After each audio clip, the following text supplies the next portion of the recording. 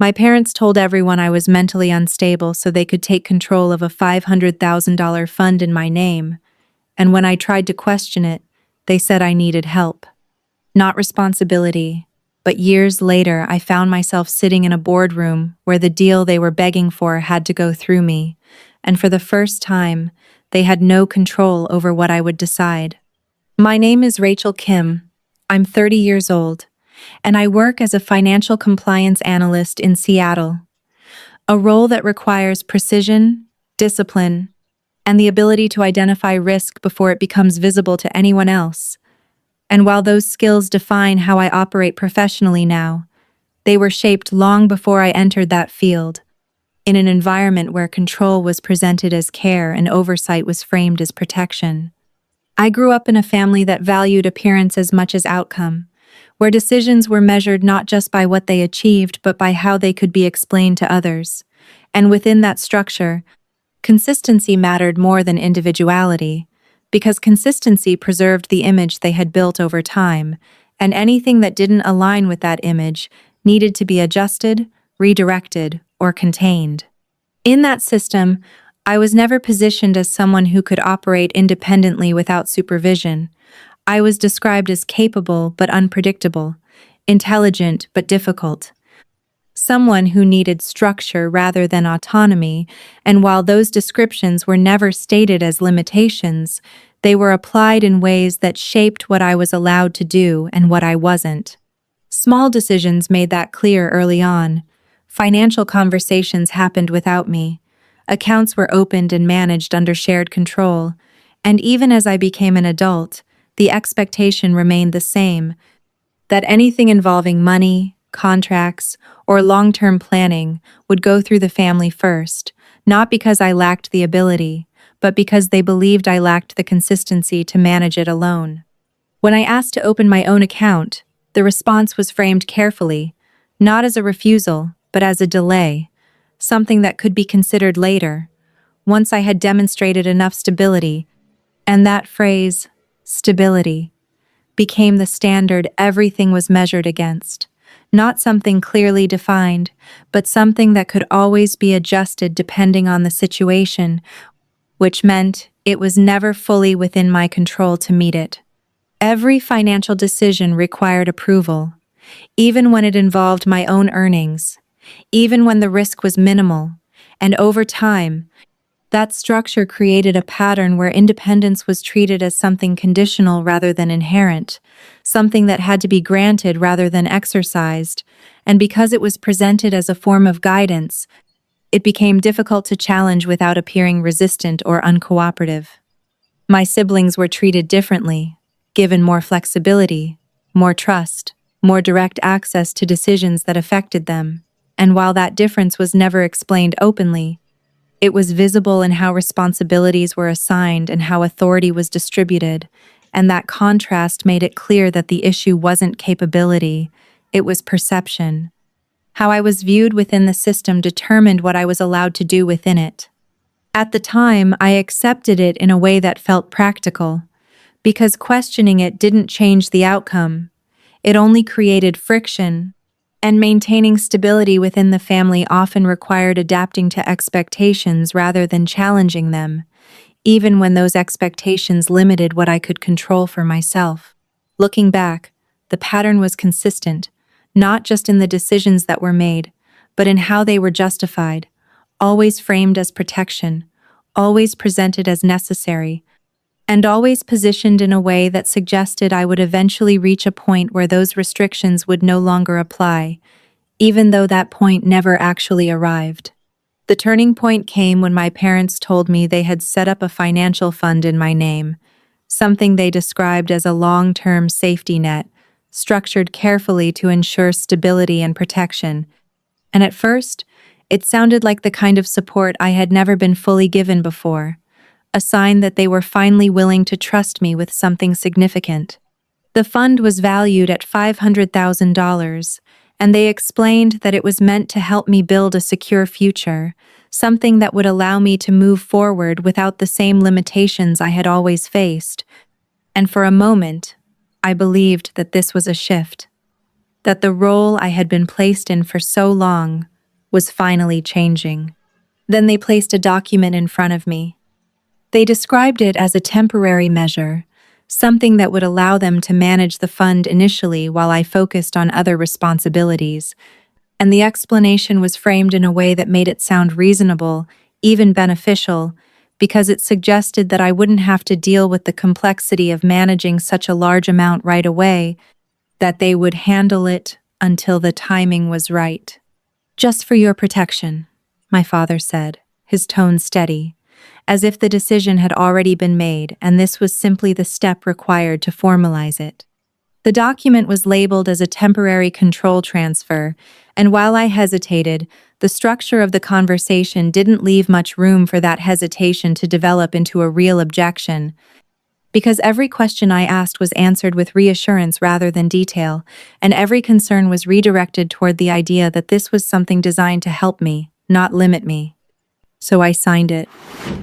At the time, I believed it was temporary, that there would be a point where control would shift back to me, that this was simply a step in a longer process, and because that belief aligned with what I had been told for years, that I wasn't fully ready yet, it didn't feel like a loss.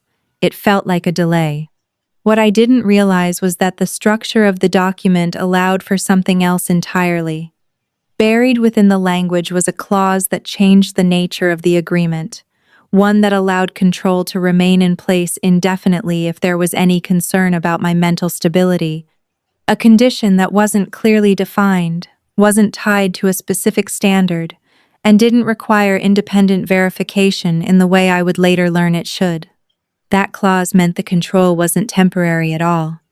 It was conditional in a way that could be extended without my consent, and that condition was something my family already controlled. A few days later, the situation shifted again, not through a private conversation, but in how it was presented publicly, and my mother spoke about the arrangement in front of both the lawyer and extended family, not as something neutral, but as something justified by who she believed I was. "She's not stable enough to manage money responsibly." She said it without hesitation, as if it were already understood, as if it didn't need explanation or evidence. And the room accepted it in a way that made it clear this wasn't the first time that narrative had been shared, it was simply the first time I was hearing it directly. From that point forward, the description spread quickly, not through confrontation, but through repetition, conversations where my name was attached to that same idea, that I had limitations, that I needed oversight, that the decision to transfer control wasn't just practical, it was necessary. I wasn't just excluded from the fund. I was redefined in a way that justified the exclusion. And once that definition took hold, it became harder to separate the decision from the narrative that supported it, because the two reinforced each other, one making the other seem reasonable, even to people who didn't know the full context. But that wasn't even the worst part. Once that label was introduced, it didn't stay contained within the room where it was first said. It moved outward through conversations that felt casual on the surface, but carried a consistency that made it clear the message had been repeated more than once, and over time, I started to hear it reflected back to me in ways that didn't feel like questions, but confirmations. People would speak carefully, choosing words that sounded considerate, but the meaning underneath was always the same. "I heard you've been going through something." At first, I tried to correct it, to explain that nothing had changed about my ability to function, that the situation had been misrepresented, but the explanation never landed the way I expected, because the version they had already accepted was easier to understand than the one I was trying to provide. And once a narrative becomes simple enough, it becomes difficult to replace. That shift affected more than just how I was seen socially. It started to reach into areas I hadn't expected, including my work, where perception mattered even when it wasn't directly stated. And while nothing official was said at first, I could feel the difference in how I was being evaluated, the hesitation in decisions that had once felt straightforward. When the promotion opportunity came up, I believed my performance would be enough to support it. I had done the work, met the expectations, and in some cases exceeded them. But when the decision was made, I wasn't selected, and the explanation I received was careful, framed in a way that avoided specifics but still pointed to something outside of my control. There were concerns, not about my work, but about how I might be perceived in a higher responsibility role, and while no one said it directly, the implication was clear. The narrative that had started within my family had reached a place where it could influence professional decisions without needing to be formally acknowledged. That was when I realized the impact wasn't temporary. It was expanding. At the same time, I began to look more closely at what had happened to the fund itself, not just the control structure, but the actual movement of the assets. And the more I traced it, the less it resembled what had been described to me initially, because the money was no longer sitting within the original framework it had been created under. It had been moved, reallocated into a family investment entity, structured as a limited liability company, something that created distance between the original purpose of the fund and how it was now being used. And that shift wasn't something I had been informed about. It was something I discovered by following the trail left behind in the documents I still had access to. The final piece became clear when I looked at where that capital was actually going. It wasn't being held for my future. It was being used.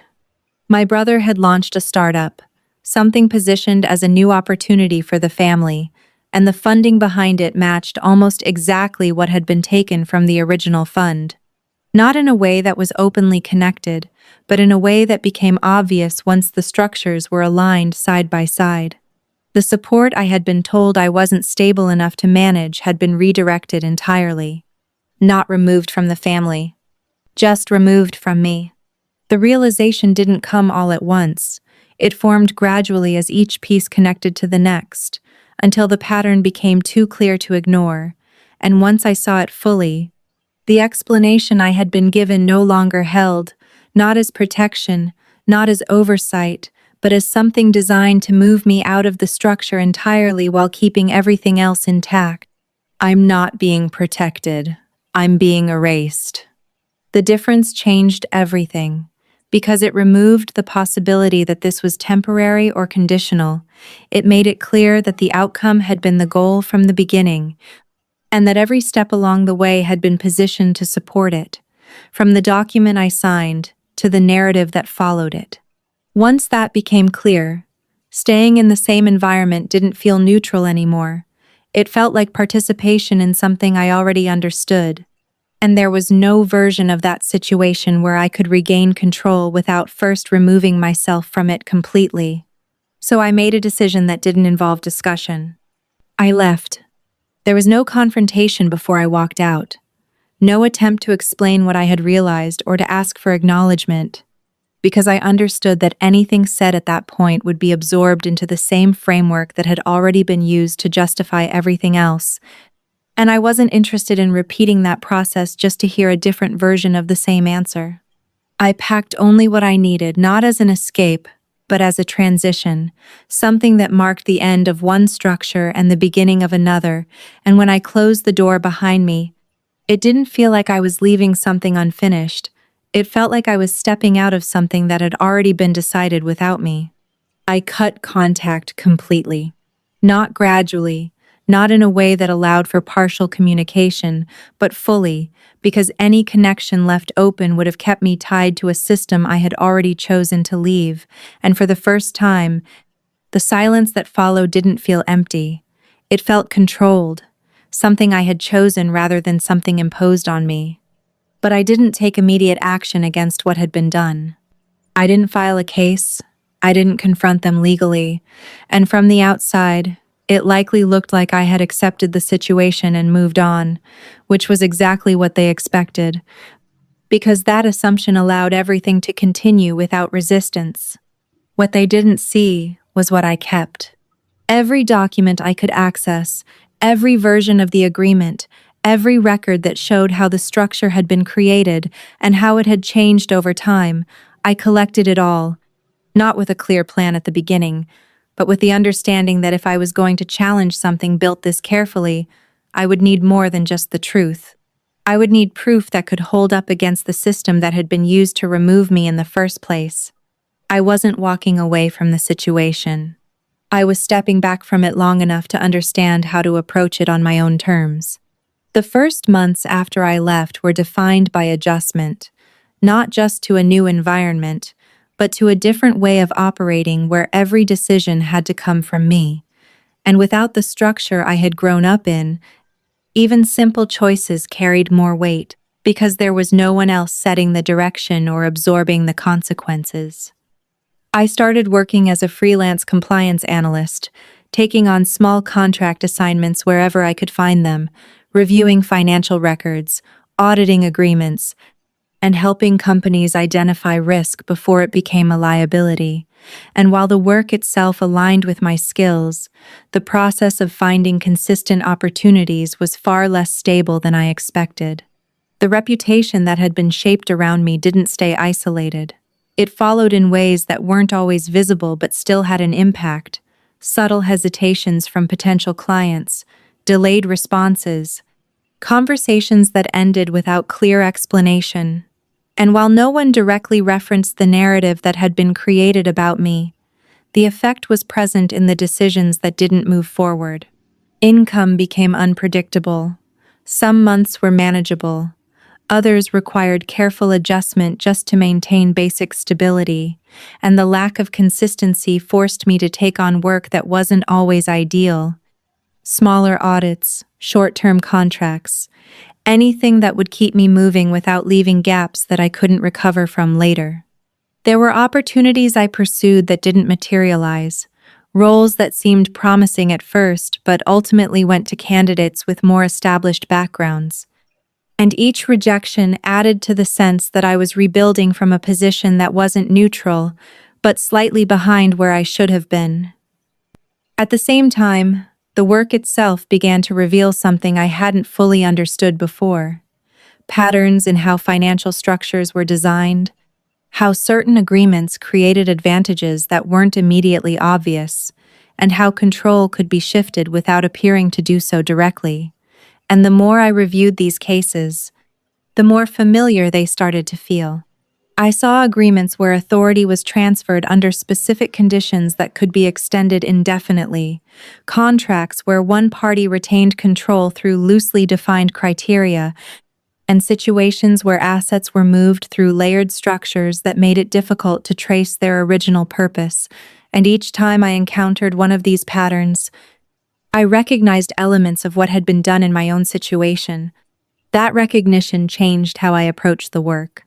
Because I was no longer just reviewing documents for compliance, I was analyzing them for intent, looking at how the structure influenced the outcome, and identifying where the balance shifted in ways that weren't immediately visible.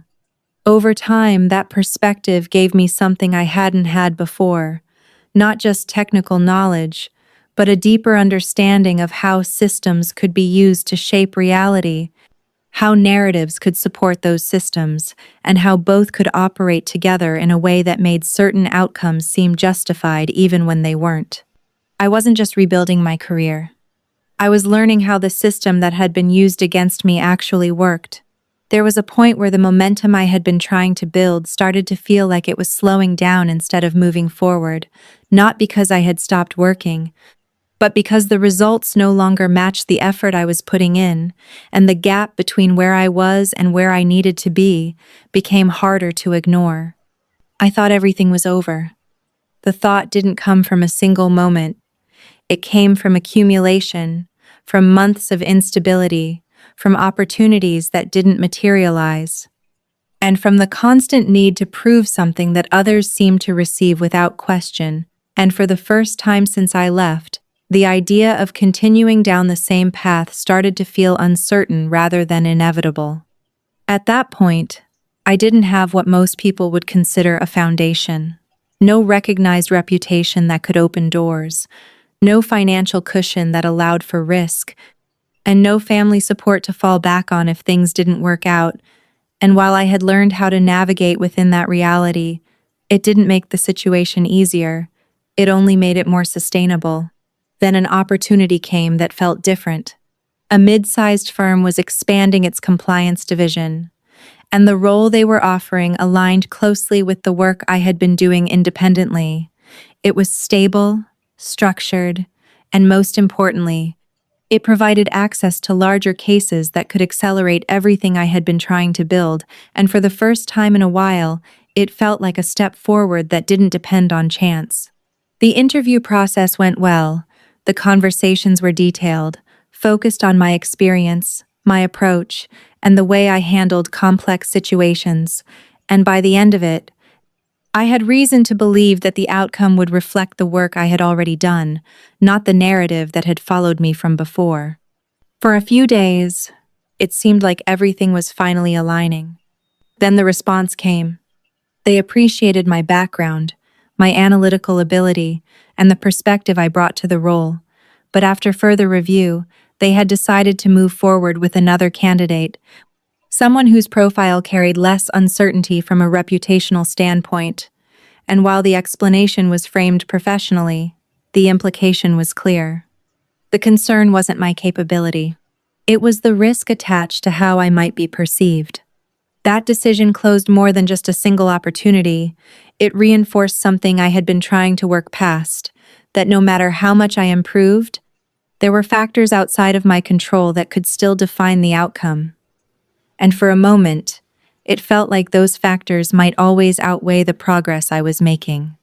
Not because I wasn't moving forward, but because I wasn't being allowed to move forward in the same way.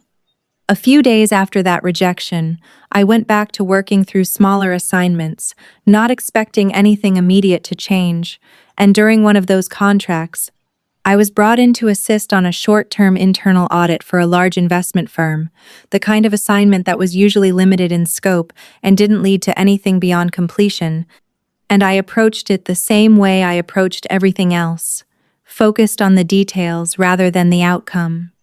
The case involved reviewing a series of transactions that didn't align cleanly with the firm's internal policies, not in an obvious way, but in patterns that repeated just enough to suggest something was being overlooked. And as I worked through the data, I started to map those patterns out, connecting entries across different accounts, timelines, and reporting structures, until the inconsistencies formed a structure that could be explained, not as isolated errors, but as a coordinated gap in oversight. I documented everything carefully, not just what I found, but how I arrived at it, the sequence of reasoning that linked one detail to the next, because I had learned that in this kind of work, the conclusion mattered less if it couldn't be supported step by step. And once I completed the report, I submitted it without expecting anything beyond acknowledgement. Instead, I was asked to stay. Not for the assignment, but for a conversation. The compliance director, a woman who had been overseeing the audit from a distance, wanted to review my findings directly. And when I met with her, the focus wasn't on whether the issue existed. She had already confirmed that it was on how I had identified it, how I had moved through the information, and how quickly I had connected elements that were designed to remain separate. She went through my report line by line, asking questions that didn't challenge the conclusion, but tested the process behind it, and as I explained my reasoning, I realized she wasn't evaluating whether I was correct. She was evaluating whether I could repeat that process consistently, whether what I had done once was something I understood well enough to do again. "You don't just read the data," she said at one point, her tone measured but direct. "You see the pattern before it fully forms." It wasn't presented as praise. It was stated as an observation, something she had recognized and was now deciding how to use. And after a brief pause, she shifted the conversation away from the assignment itself and towards something more specific. Her team was handling a set of internal audit cases that required a different level of attention, cases where the risk wasn't immediately visible, and the outcome depended on identifying inconsistencies before they could be explained away. And instead of assigning those cases through the usual process, She asked if I would be willing to join the team on a trial basis, not as a contractor completing isolated tasks, but as part of the group responsible for analyzing and structuring those cases. It wasn't a formal offer in the traditional sense. There was no title change, no immediate long-term guarantee, but it was something more important than that at this stage. It was access. The opportunity to work at a level where the decisions I made could influence outcomes directly, rather than just support them from the outside. For the first time since I started rebuilding, the opportunity wasn't based on what I had lost. It was based on what I could actually do. Once I joined the audit team, the pace of my work changed in a way that forced me to move beyond what I had been doing before, not just reviewing individual documents, but understanding how entire systems functioned under pressure, how financial structures were built, tested, and sometimes manipulated to achieve outcomes that weren't immediately visible on the surface. I spent most of my time studying compliance frameworks and fraud detection methods, not as abstract concepts, but as tools applied to real transactions, real deals where the difference between oversight and intent could determine whether something was acceptable or a violation. And the more I worked within that environment, the more precise my analysis became, because every conclusion had to hold up under scrutiny from people who were trained to challenge it. My role expanded gradually, not through formal promotion at first, but through the type of work I was assigned, moving from supporting audits to contributing directly to how they were structured, identifying where to look, what to question, and how to connect information that didn't appear related at first glance. And over time, that shift became recognized in the way decisions were made. I was brought into discussions earlier. My input was requested before conclusions were finalized, and eventually, my position within the team reflected that change. I moved from analyst to a more strategic role, one where I wasn't just interpreting data, but helping determine how cases would be approached. And with that came a different level of responsibility, because the work no longer ended at identifying a problem. It extended to defining how that problem would be addressed within the structure of the organization. There were cases that confirmed I was moving in the right direction, situations where irregularities had been missed initially but became clear once examined from a different angle, and in two separate deals. I identified patterns that pointed to deliberate misrepresentation, not through obvious errors, but through consistency in how certain details were omitted or structured. And when those findings were validated and acted on, it established a level of trust that wasn't based on assumption, but on demonstrated results. That trust changed how I was positioned within the team, not in a way that needed to be announced, but in the level of access I was given, the complexity of the cases I was involved in, and the expectation that I could operate without constant oversight. And for the first time, the narrative around me was being shaped by what I did, rather than what had been said about me before. At some point, I returned to the documents connected to my own situation, not out of emotion, but because I now had the framework to analyze them properly. And as I reviewed the structure of the fund, the transfer agreement, and the subsequent movement of assets, the patterns I had been identifying in other cases began to appear there as well, not identically, but in ways that suggested the same principles had been applied. The control clause, the undefined conditions tied to mental stability, the reallocation of funds into a separate entity, all of it aligned with structures I had seen used to maintain control beyond what was initially disclosed. And when I mapped those elements out, it became clear that what had happened to me wasn't just unfair. It could be challenged within the same system I was now working in. At the same time, nothing had changed from my family's perspective.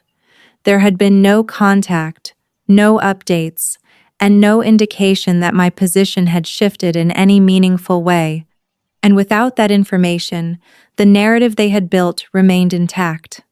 That I had left, that I had struggled, that I had moved on in a way that removed me from anything that still mattered to them. As far as they were concerned, I was no longer part of the equation. And that assumption allowed me to work without interference, to prepare without being questioned, and to understand the situation fully before deciding how to act on it. The opportunity came through a deal that, on the surface, looked routine, a startup seeking additional funding to stabilize operations after a period of aggressive growth. And as the file moved through internal review, it was assigned to our team for risk assessment, which meant evaluating not just the numbers, but the structure behind them, how the company had been built, how its capital had been sourced, and whether those elements aligned with what was being presented.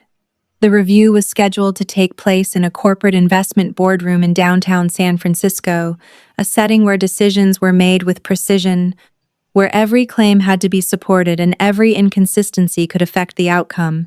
And as I went through the preliminary materials, there was something familiar in the structure, not immediately obvious, but enough to make me look closer. The deeper I analyzed the documents, the clearer the connection became. Not through a single detail, but through a series of alignments that matched patterns I had already seen. And when I traced the origin of the funds used to build the company, the structure pointed back to something I recognized immediately, the same type of entity that had been used to reallocate the fund that was originally created in my name. The company seeking funding was my brother's startup. From the outside, it appeared legitimate, positioned as a growing business looking to expand. But within the financial structure, there were elements that raised questions, not just about performance, but about how the initial capital had been obtained and whether it had been used in a way that complied with the agreements tied to it. At the same time, the family narrative had not changed. They continued to operate under the assumption that I was no longer relevant to anything they were building, that whatever I had done after leaving had not placed me in a position where I could affect their decisions, and that belief was reflected in how they approached the opportunity, confident, composed, expecting the process to follow the same pattern they had relied on before. They arrived at the boardroom prepared to present their case, to outline their projections, and to secure the funding they needed to continue, and from their perspective, the room was filled with people evaluating the numbers, not the history behind them, and certainly not someone connected to both.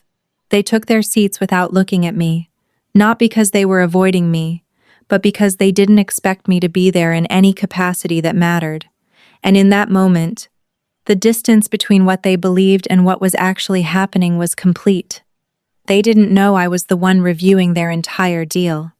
The presentation moved forward as expected at first, structured, confident, built on projections and carefully selected data points that supported the outcome they were aiming for. And from a distance, it looked convincing, the kind of pitch that relied on momentum, on keeping attention focused on growth rather than origin. And for a moment, it seemed like the room was following that direction without resistance. Then the CEO spoke. "We found inconsistencies in your financial structure."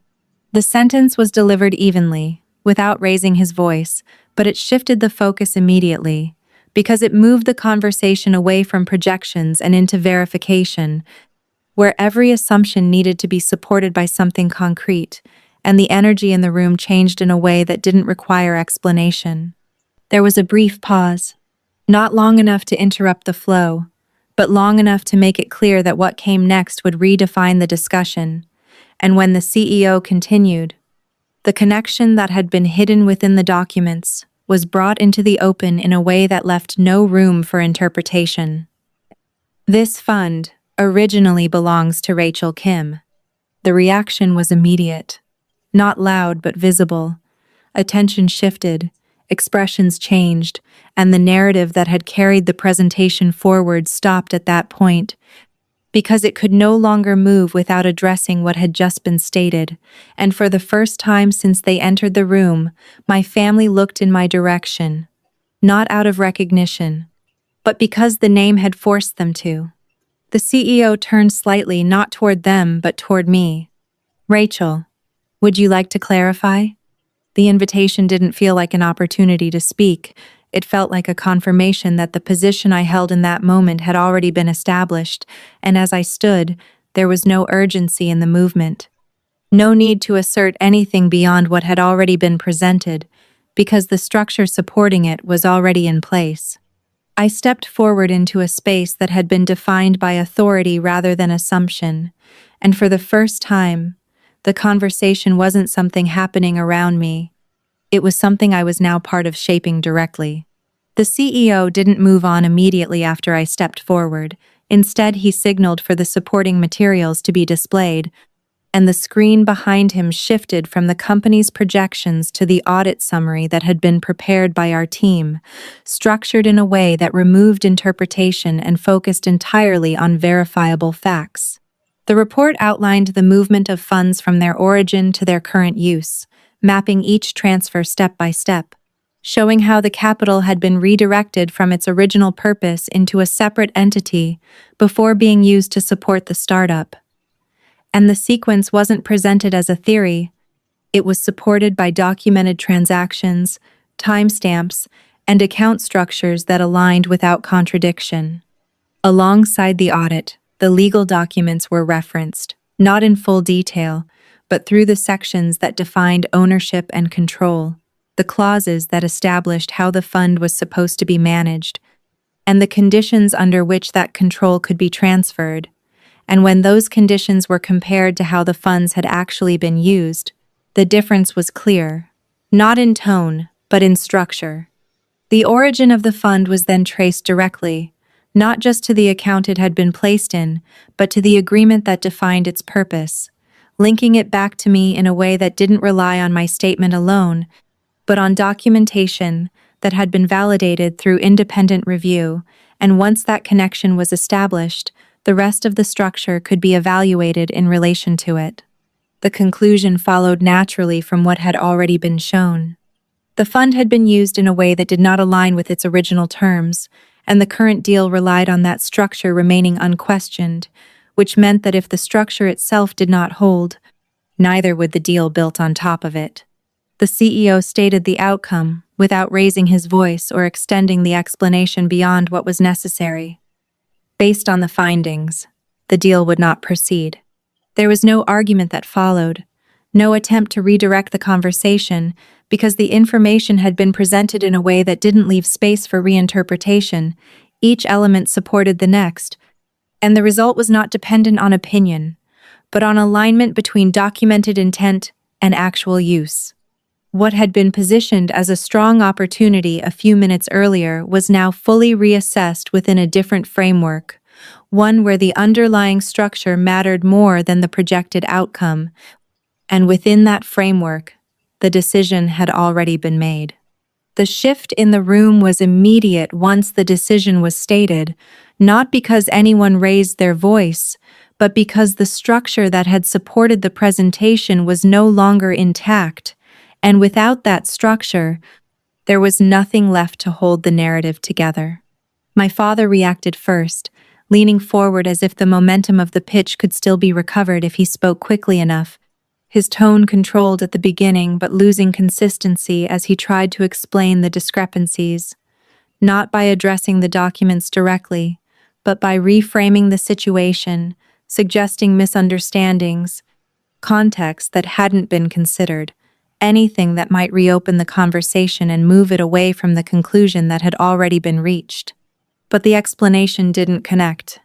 Every point he tried to make relied on interpretation, while everything that had been presented relied on verification, and that difference made it impossible for his argument to take hold, because it wasn't operating on the same level as the evidence in front of him. My mother didn't respond in the same way. She remained still, her expression fixed in a way that suggested she was trying to process the shift rather than react to it. And for someone who had always controlled how situations were framed, the absence of that control was visible, not through what she said, but through what she didn't. She didn't attempt to correct the narrative. She didn't offer an alternative version. She simply sat there, looking at the screen, as if the information might change if she examined it long enough. My brother stood between them, not physically, but in the way the situation now centered on him, the deal he had built, the company he was trying to sustain, and for the first time, he didn't move to explain or defend it because the structure supporting it had already been dismantled, and without that, there was nothing left to rely on. He didn't speak. He didn't look at me.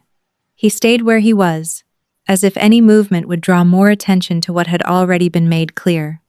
Around them, the room remained composed, but the attention had shifted fully, not to the presentation, but to the outcome. And the difference between how the situation had been introduced and how it had ended was no longer subtle, it was complete.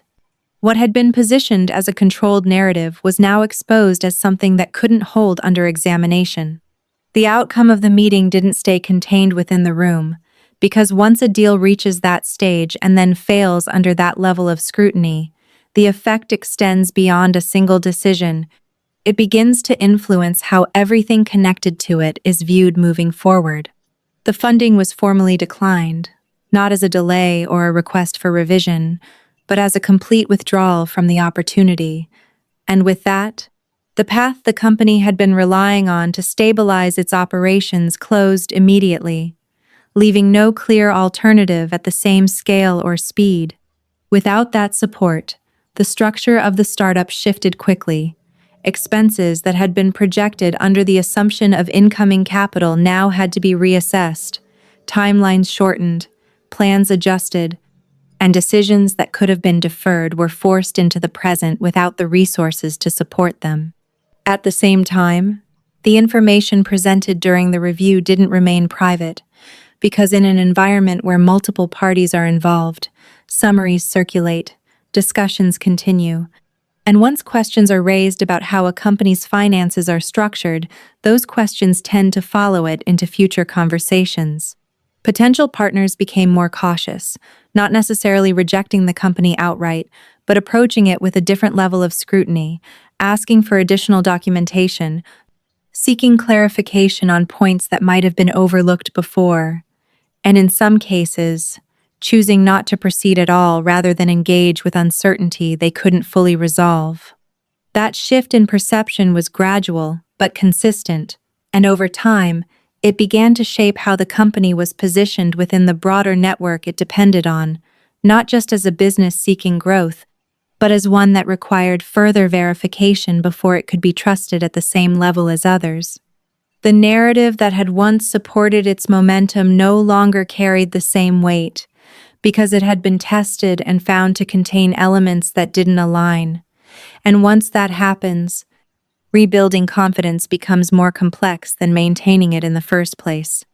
What had been presented as a clear opportunity just hours earlier was now something else entirely, not because of a single statement, but because the foundation it depended on had been examined and redefined in a way that could not be easily reversed.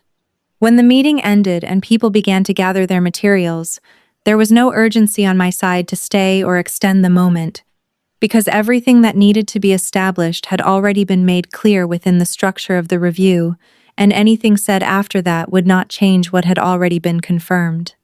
My father approached first, his composure partially restored but still unsettled, as if he was trying to find a version of this situation that could still be redirected into a conversation he understood, something that could be explained, adjusted, or negotiated into a different outcome. And for a brief moment, it seemed like he was preparing to speak in the same way he always had, with the expectation that there was still room to reshape what had happened. But there wasn't. My mother remained a step behind him, silent, her presence no longer carrying the same influence it once did in defining how situations were interpreted, and my brother stayed where he was, not moving closer, not stepping away, but positioned in a way that suggested he understood that whatever came next would not involve him in the way it once might have. I didn't wait for them to begin. "I'm not here to take anything back," I said, my voice steady, not raised, not directed with force, but clear enough that it didn't need repetition. "I'm here to make sure you can't take it from me again." There was no immediate response, not because they didn't understand, but because the statement didn't leave space for negotiation. It didn't invite discussion about what had happened or what could be done next. It simply defined the boundary that now existed, one that didn't depend on their agreement to hold. I didn't ask for anything to be returned in that moment, not through conversation, not through pressure, because the process that would address that was already in motion through the system itself. And separating that process from this interaction made the distinction clear. This wasn't about reclaiming something in front of them. It was about ensuring it could no longer be taken without consequence. There was nothing else to add.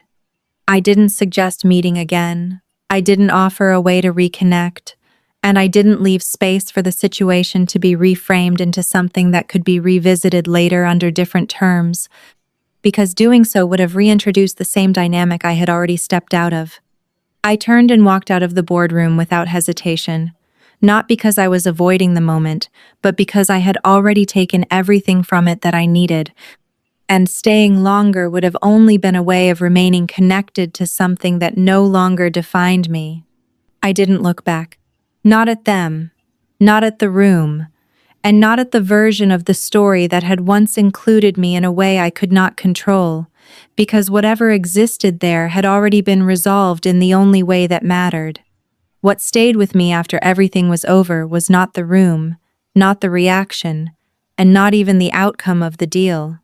It was the clarity that came from understanding how easily a story can be rewritten when you are not the one controlling it, and how quickly that version can become accepted if you don't question it early enough. You don't lose your identity when people rewrite your story. You lose it when you believe them. For a long time, I didn't see the difference, because the narrative around me was consistent, repeated often enough that it started to feel like something I had to work around instead of something I could challenge. And in that space, it becomes easier to adapt than to resist, to adjust your expectations, rather than confront the structure that's defining them. At the beginning, it was simple. They said I wasn't stable enough to decide. And that statement shaped everything that followed. Not just the decisions that were made for me, but the ones I hesitated to make for myself. Because once you accept a limitation as part of your identity, it starts to influence how you move, even when the limitation is no longer enforced externally. But that was never the full story.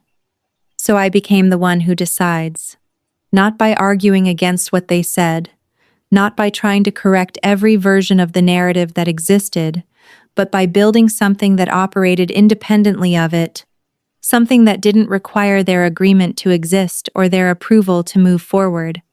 And once that was in place, the original narrative lost its ability to define me, not because it disappeared, but because it no longer aligned with reality. If you were in the same position, would you have chosen to expose everything publicly, knowing it would change how people see your family and possibly yourself? Or would you have walked away quietly and built something separate without reopening what had already been decided? And if it came down to it, would you protect your reputation or pursue the truth, regardless of the cost? Comment yes if you would expose it, or no if you would walk away.